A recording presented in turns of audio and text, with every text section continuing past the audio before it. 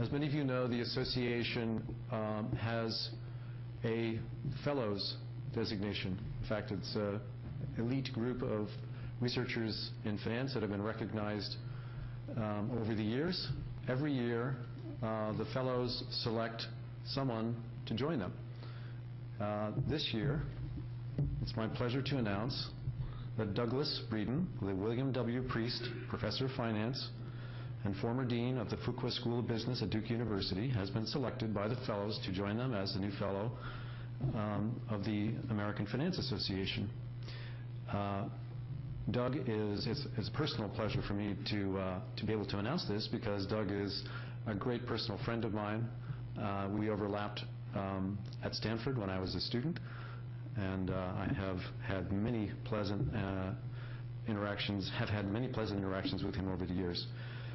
Doug Breeden is known in a number of ways as a leader. First of all, of course, we all know about his foundational theories in financial economics, and I'll just mention the consumption-based capital asset pricing model. Douglas is also a noted financial entrepreneur and a noted philanthropist to both communities and the profession. And Doug is also a leader in the profession in many ways, founding journals, leading his school, and various leadership positions in associations. Doug, would you mind coming up, and I'll pass on this plaque. Doug is joined today by I can think his entire family, including his wife Josie and his mother, Mrs. Annabelle Breeden.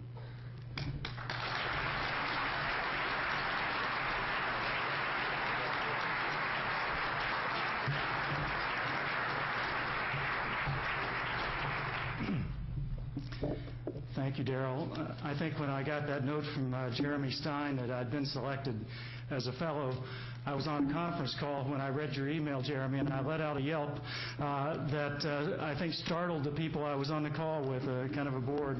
I was so thrilled by this, because I have looked up the fellows, and I just have enormous respect for this group. They're the presidents and Nobels and a few other people, and so it's just an honor to be chosen as a fellow there. I did want to take a minute and thank a couple of people who have helped make it happen for me. I've just been blessed with a family that's great and an education that's great, and I've got to mention a couple of people. I want to start with my wife, Josie.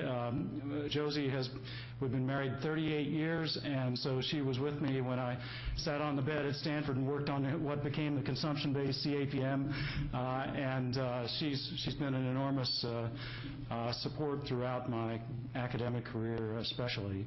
And our entire family is a very strong family, and they're all here except for the one who lost a flight coming from New York to Atlanta and didn't make it. So we have three of our four kids and my mother and my wife. So, and then on the academic side, I wanted to say thank you to Bob Litzenberger and John Cox, who were on my committee and spent tireless hours and had infinite patience in working with me.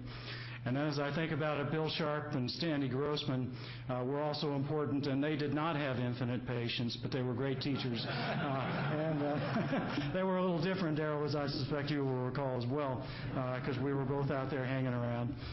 And then another person who just appeared up here in the slides that I always mention is Mark Rubenstein, because when we worked on consumption-based asset pricing, we were traveling from Stanford up to Berkeley, and Berkeley people back down. The Berkeley-Stanford seminar series is where a lot of that went on, and Mark and Litz and I, and Sandy Grossman brought in Bob Lucas's paper from Chicago and taught us a few things there as well, and that's how that began. And then I went to Chicago, and that's where I had kind of the breakthrough on the consumption CAPM and the continuous time model, working there with Gene Fama and George Constantinidis and Merton Miller. I remember when we did Breeden Litzenberger, Mert said we scooped him because the Bonds-Miller paper was coming out about the same time there.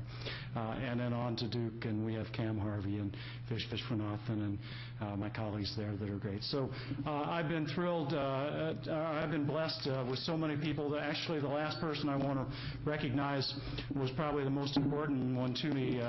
An inspiration is Bob Merton.